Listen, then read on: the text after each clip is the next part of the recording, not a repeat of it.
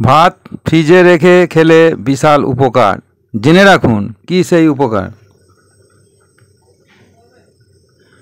বাঙালি মানেই ভেতো, দুপুর হোক কিংবা রাত, পাতে ভাত থাকেই।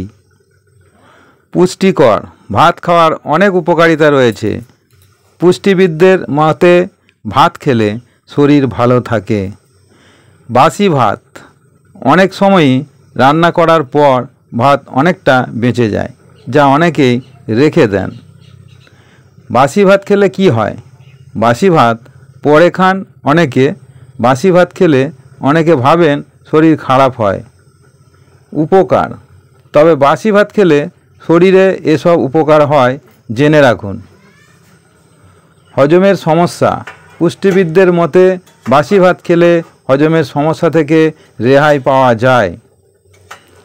ত্বক, চুল, বাসি ভাত খেলে ত্বকের উজ্জ্বলতা বাড়ে, চুলের স্বাস্থ্য ভালো হয়।